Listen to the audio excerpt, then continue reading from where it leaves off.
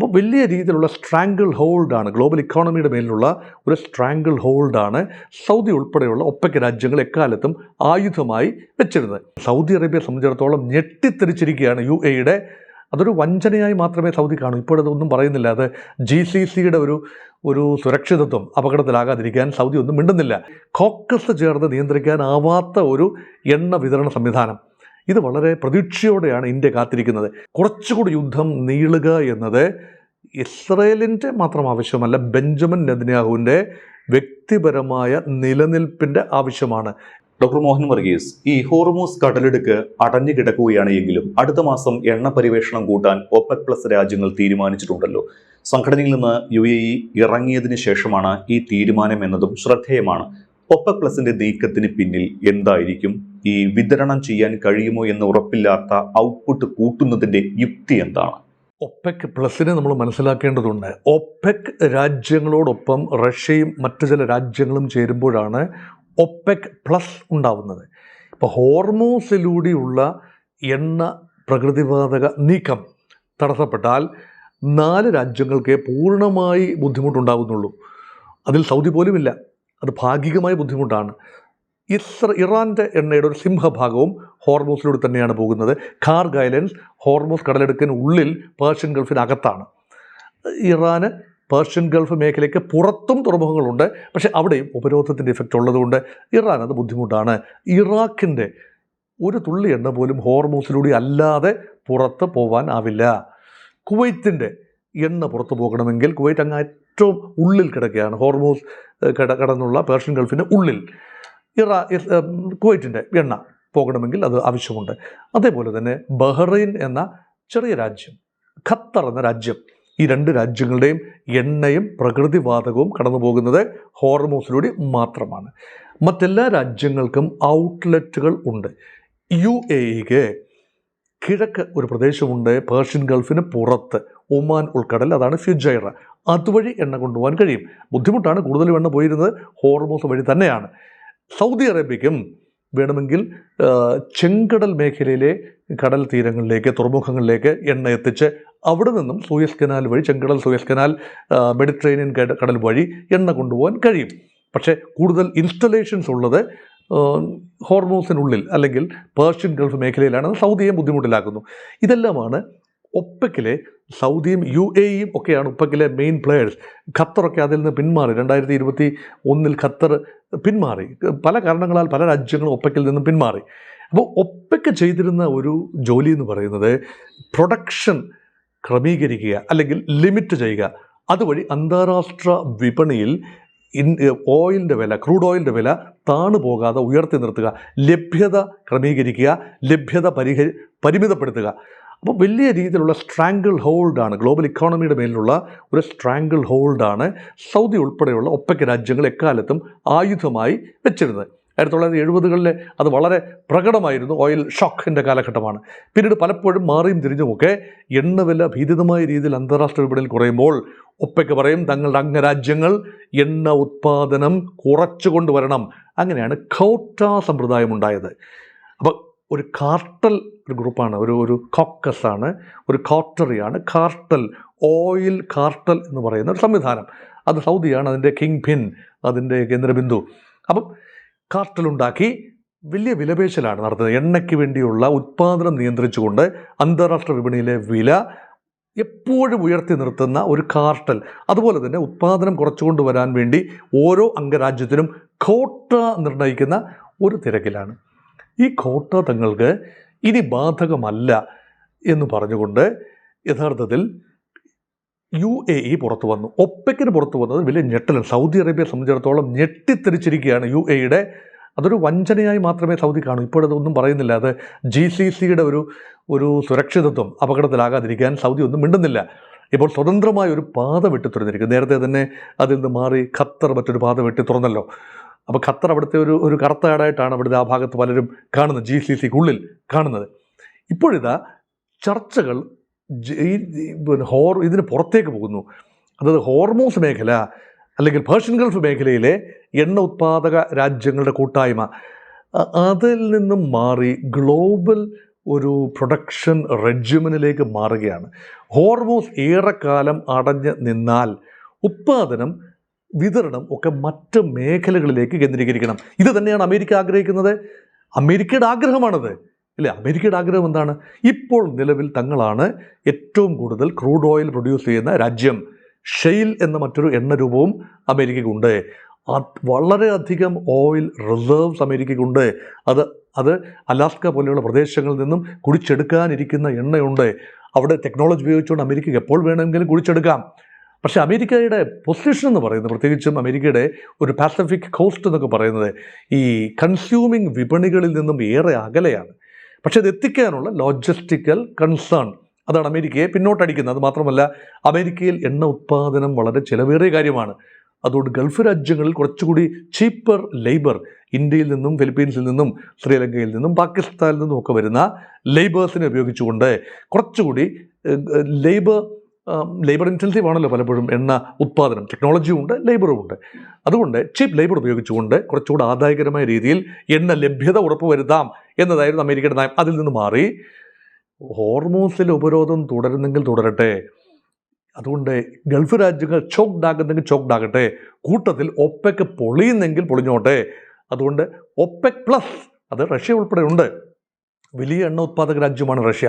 പക്ഷേ അത് റഷ്യയുടെ വടക്കൻ പ്രദേശം തണുത്തുറഞ്ഞ കടലാണ്, നോർത്ത് സീ അല്ലെങ്കിൽ ആർട്ടിക് സീ ആണ്, ആർട്ടിക് റീജിയനാണ്. അത് അത്ര നാവിഗബിൾ അല്ല. റഷ്യ ഇത്രയും വലിയ രാജ്യമാണെങ്കിലും വാം വാട്ടർ പോർട്ട്സിൻ്റെ അഭാവം റഷ്യയെ വല്ലാതെ ബുദ്ധിമുട്ടിക്കുന്നുണ്ട്. എങ്കിലും റഷ്യ പുറത്ത് എണ്ണ എത്തിക്കുന്നുണ്ട്. പല രീതിയിലും എണ്ണ പമ്പ് ചെയ്ത് പുറത്ത് കപ്പലുകളിലൂടെ ഉൾപ്പെടെ അത് സാഹസം കാട്ടി പുറത്തെത്തിക്കുന്നുണ്ട്. അതുകൊണ്ട് പക്ഷെ അവർക്കെല്ലാം സ്വീകാര്യമാകുന്ന രീതിയിൽ ഒപെക് മേഖലയ്ക്ക് പുറത്ത് എണ്ണ ഉത്പാദനം വർദ്ധിപ്പിക്കാനുള്ള നീക്കമാണ് ഇപ്പോൾ കാണുന്നത്. അതുകൊണ്ട് ഇപ്പോൾ ഒരു വലിയ ഡിമാൻഡുണ്ട് എണ്ണയ്ക്ക്. കാരണം ഹോർമൂസ് വഴിയുള്ള എണ്ണ വരവ് കുറഞ്ഞതുകൊണ്ട് ഇനി നാളെയും സംഘർഷം ഉണ്ടാകാം, അപ്പോൾ വീണ്ടും കുറയും. അപ്പോൾ അതുകൊണ്ട് ഇപ്പോൾ ഒപെക് മേഖലയുടെ അല്ലെങ്കിൽ ഗൾഫ് മേഖലയുടെ ഒരു വലിയ നീരാളിപ്പിടുത്തത്തിൽ നിന്നും എണ്ണ സെഗ്മെൻറ്റിനെ മോചിപ്പിച്ച് കുറച്ചുകൂടി വിതരണാത്മകമായൊരു ക്രമം ഉണ്ടാക്കുന്നു. കൂടുതൽ ആഫ്രിക്കൻ രാജ്യങ്ങൾ രംഗത്ത് വരുന്നു, അങ്കോള രംഗത്ത് വരുന്നു, നൈജീരിയ മുൻപ് തന്നെ വലിയ എണ്ണ ഉത്പാദക രാജ്യമാണ്. വെസ്റ്റേൺ ആഫ്രിക്കയിൽ പല രാജ്യങ്ങളിലും എണ്ണയുണ്ട് എന്നോർക്കണം. അപ്പോൾ ആ രാജ്യങ്ങളിൽ നിന്നുൾപ്പെടെയുള്ള എണ്ണ ഉത്പാദനം കൂട്ടിക്കൊണ്ടുവന്ന് ഒപെക് പ്ലസിൻ്റെ ഒരു വ്യാപനവും അതുക്കും മേലെയുള്ള മറ്റ് ഘടനകൾ, അമേരിക്ക ഇതിലൊക്കെ പുറമേ നിൽക്കുന്ന രാജ്യമാണ്. വെനിസ്വേല അതിൽ നിന്നെല്ലാം ഒപെക്കിൽ നിന്നെല്ലാം വിട്ടുപോയിട്ട് കാലമേറെയായല്ലോ. അതുകൊണ്ട് ഇപ്പോൾ അവരെല്ലാം ഉപയോഗിച്ചുകൊണ്ട് പുതിയൊരു എണ്ണ സംസ്കാരം, പുതിയൊരു എണ്ണ വിപണന വിതരണ സംസ്കാരം, അങ്ങനെ ആർക്കും ആ രീതിയിൽ എണ്ണ വിലയെ കോക്കസ് ചേർന്ന് നിയന്ത്രിക്കാനാവാത്ത ഒരു എണ്ണ വിതരണ സംവിധാനം, ഇത് വളരെ പ്രതീക്ഷയോടെയാണ് ഇന്ത്യ കാത്തിരിക്കുന്നത്. അപ്പോൾ ഒപ്പയ്ക്കുന്ന കാർട്ടൽ അവസാനിക്കുകയും പുതിയ കാർട്ടലുകൾ രൂപപ്പെടുകയും ചെയ്താൽ ഈ പറഞ്ഞതെല്ലാം തന്നെ വ്യർത്ഥമാകും. പക്ഷേ ആർക്കും വില നിയന്ത്രിച്ചു കൊണ്ടുപോകാനാവാത്ത രീതിയിൽ ഡിമാൻഡ് സപ്ലൈ അനുസരിച്ച് മാത്രം മുന്നോട്ട് പോകത്തക്ക രീതിയിൽ ലോകത്തിൻ്റെ ഹൈഡ്രോ കാർബൺ, അതായത് ക്രൂഡ് ഓയിൽ, നാച്ചുറൽ ഗ്യാസ്, ഇങ്ങനെയൊക്കെയുള്ള കാര്യങ്ങൾ വിതരണം നടത്താൻ കഴിയട്ടെ. അങ്ങനെ ഒരു ലോകക്രമം ഉണ്ടാകട്ടെ.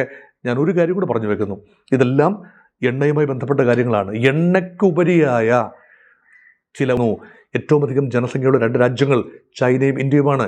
ഈ രണ്ട് രാജ്യങ്ങളുടെയും 85% എണ്ണ ആവശ്യം പുറമേ നിന്നുകൊണ്ടാണ്. ഉത്പാദനമില്ലവിടെ, ആവശ്യത്തിന് ക്രൂഡ് ഓയിൽ ഇല്ല. അതുകൊണ്ട് എണ്ണയ്ക്ക് ശേഷമുള്ള എനർജി, ക്രൂഡ് ഓയിലിന് ശേഷമുള്ള ഹൈഡ്രോ കാർബണിന് ശേഷം എന്ത് എന്ന അന്വേഷണത്തിലാണ് ജപ്പാൻ, ചൈന, ഇന്ത്യ. ആ അന്വേഷണം പൂവണിയട്ടെ. തൽക്കാലത്തേക്ക് ക്രൂഡ് ഓയിൽ അധിഷ്ഠിതമായ ഒരു ക്രമം തന്നെയാണ് നിലനിൽക്കുന്നത്. ഒരു short term two medium term crude ഓയിലും അതിനുശേഷം പുതിയ വ്യത്യസ്തമായ ഊർജ ഉപാധികളും. സൂര്യനുണ്ടല്ലോ, നമുക്ക് അതിനെ ഹാർനസ് ചെയ്യുക എന്നതാണ്. സോളാർ എനർജിയൊക്കെ ഹാർനസ് ചെയ്ത് എടുക്കുക എന്നാണ്. ഈ പ്രപഞ്ചത്തിൽ ആവശ്യത്തിന് എനർജിയുണ്ട്, ആവശ്യത്തിലധികം എനർജിയുണ്ട്. അത് ചാനലൈസ് ചെയ്ത് സ്വാംശീകരിച്ച് മനുഷ്യ നന്മയ്ക്കായി, പ്രകൃതി നന്മയ്ക്കായി, പ്രകൃതി ശോഷണം വരാതെ ഉപയോഗിക്കുക എന്നതാണ് വിസ്ഡം. അതിനുവേണ്ടിയാണ് ടെക്നോളജി. അങ്ങനെയുള്ള ഗ്രീൻ ടെക്നോളജികൾ ഡെവലപ്പ് ചെയ്യട്ടെ. മറ്റൊരു കാര്യം ചോദിക്കാനുള്ളത്, നമ്മൾ കഴിഞ്ഞ എപ്പിസോഡിൽ ഇസ്രായേലിൻ്റെ കാര്യം ചോദിച്ചിരുന്നു. എങ്കിൽ കൂടി ഈ ഇസ്രായേലിനെ പരിഗണിക്കാതെ ഇറാൻ US കരാർ യാഥാർത്ഥ്യമാകില്ല, സമഗ്രമായ പരിഹാരം വേണം. ഇസ്രായേൽ ലെബനൻ വിഷയം കൂടി പരിഗണിക്കാതെ ഇറാൻ US കരാർ യാഥാർത്ഥ്യമാകില്ല എന്നൊക്കെ താങ്കൾ സൂചിപ്പിച്ചതാണ്. എങ്കിൽ കൂടി ഈ പാകിസ്ഥാനിൽ നടന്ന സമാധാന ശ്രമങ്ങൾ അട്ടിമറിച്ചത് ഇസ്രയേൽ ആണെന്നാണല്ലോ ആരോപണം. ഇപ്പോൾ ഇറാനും അമേരിക്കയും ഒരു സമാധാന കരാറിലേക്ക് നീങ്ങുമ്പോൾ ഇസ്രയേൽ ഏത് രീതിയിലായിരിക്കും ഇതിനെ നോക്കിക്കാണുക? നെതന്യാഹുവിന്റെ കസേര പോലും പോകുന്ന ഒരു സ്ഥിതിവിശേഷമുണ്ട്. ഇറാനിൽ ഉദ്ദേശിച്ച കാര്യം നേടിയില്ല എങ്കിൽ അപ്പോൾ ഇസ്രയേൽ എന്ത് നിലപാടായിരിക്കും ഇനി സ്വീകരിക്കുക? ഒരു വ്യക്തിയുടെ കസേരയാണോ പ്രധാനം, അതോ ആ മേഖലയുടെ ആകമാനം, ആ രാജ്യത്തിന്, ഇസ്രായേൽ എന്ന രാജ്യത്തിന് നിലനിൽപ്പ്, ആ മേഖലയുടെ സുരക്ഷിതത്വം, കോടിക്കണക്കിന് ആളുകളുടെ, ആ പ്രദേശങ്ങളിലെ ആളുകളുടെ ജീവനും സ്വത്തിനും സുരക്ഷിതത്വം, ഇതിനേതാണ് പ്രാധാന്യം? അപ്പോൾ ബെഞ്ചമിൻ നെതന്യാഹുവിനെ സംബന്ധിച്ചിടത്തോളം ഒക്ടോബറിൽ ഇനി വരാൻ പോകുന്ന തെരഞ്ഞെടുപ്പ്, നെസറ്റിലേക്കുള്ള തെരഞ്ഞെടുപ്പ്, അതിൽ നെതന്യാഹുവിൻ്റെ പാർട്ടിക്ക് വലിയ അഗ്നിപരീക്ഷയാണ് നേരിടാനുള്ള, ലിക്വിഡ് പാർട്ടിക്ക്. അതിനെതിരെ മറ്റ് 2 പാർട്ടികൾ ചേർന്ന് വലിയൊരു സഖ്യം രൂപീകരിച്ച് മുന്നോട്ട് പോകുന്നു. നെതന്യാഹുവിന് ഒരുപക്ഷെ കാര്യമായ യുദ്ധ വിജയങ്ങൾ കാണിക്കാനാവുന്നില്ല എങ്കിൽ സംവിധായകരുടെ ഇടയിൽ അദ്ദേഹം ഒറ്റപ്പെടാനുള്ള സാധ്യതയുണ്ട്. ഹമാസിനെ ഒതുക്കുമെന്ന് പറഞ്ഞു, കംപ്ലീറ്റ്ലി ഔട്ടായിട്ടില്ല. ഹമാസ് ഇപ്പോഴും അവിടെ ഉണ്ട്. അതുകൊണ്ട് ഗാസ കരാർ പൂർണ്ണമായി പ്രാവർത്തികമായിട്ടില്ല. ഗാസയിൽ നിന്നും ഹമാസിനെ നിഷ്കാസനം ചെയ്യുമെന്ന് പറഞ്ഞു, സാധിച്ചിട്ടില്ല. അതുപോലെ ഇറാനെ പൊടിച്ച് ഭസ്മമാക്കുമെന്ന് പറഞ്ഞു, വലിയ പ്രഹരമേൽപ്പിച്ചു. ശരിയാണ്, ഇറാൻ്റെ ആണവ നിലയങ്ങളിൽ ഇസ്രായേൽ മാത്രമല്ല അമേരിക്കയും ആക്രമണം നടത്തി. അമേരിക്കയെ വിജയകരമായി യുദ്ധത്തിലേക്ക് കൊണ്ടുവന്നതിൻ്റെ ക്രെഡിറ്റ് വേണമെങ്കിൽ ബെഞ്ചമിൻ നെതന്യാഹുവിന് വ്യക്തിപരമായിട്ട് എടുക്കാം. ഇസ്രായേലിന് വേണമെങ്കിൽ അഭിമാനിക്കാം. അമേരിക്കയെ മുൻ പ്രസിഡന്റുമാരുടെ ഒക്കെ കാലത്ത് മടിച്ചു നിന്നു. ഇപ്പോഴത്തെ പ്രസിഡന്റ് വന്നപ്പോൾ ഞങ്ങളുടെ നെതന്യാഹു അച്ചായൻ അമേരിക്കയെ രംഗത്തിറക്കി ഒരു കളി കളിച്ചു എന്ന് വേണമെങ്കിൽ അഭിമാനിക്കാം. അത്രയൊക്കെ ഉള്ളൂ. പക്ഷേ യഥാർത്ഥത്തിൽ എന്താണ് സിറ്റുവേഷൻ? പാകിസ്ഥാനിൽ നടന്ന സമാധാന ചർച്ചയെ അട്ടിമറിക്കാൻ ആദ്യം മുതൽ തന്നെ ഇസ്രായേൽ ശ്രമിച്ചു. എന്തിനാ ഈ പറയുന്ന ആണവ ചർച്ചയെ തന്നെ, വിയന്നയിൽ നടക്കുമായിരുന്ന ആണവ ചർച്ച പൊളിഞ്ഞതുകൊണ്ടാണല്ലോ ജനീവയിലെ ആണവ ചർച്ചയ്ക്ക് ശേഷം അമേരിക്ക ആക്രമണം നടത്തിയത്. അതിനൊക്കെ കാരണമായത് ഇസ്രായേലിൻ്റെ പിടിവാശിയാണ്. ചർച്ച നടന്നുകൊണ്ടിരിക്കെ തന്നെ ഇറാനെ ആക്രമിക്കണമെന്ന ബുദ്ധി തോന്നിയത് അമേരിക്കയ്ക്ക് മാത്രമായിട്ടല്ല എന്നാണ് എൻ്റെ ഒരു ചിന്ത. ഇസ്രായേലിൻ്റെ പ്രേരണയുണ്ട്. ആ പ്രേരണ കണ്ടുകൊണ്ട് അമേരിക്കയ്ക്ക് ഇറങ്ങി ചാടേണ്ട കാര്യം ഉണ്ടായിരുന്നോ എന്നത് മറ്റൊരു ചോദ്യമാണ്.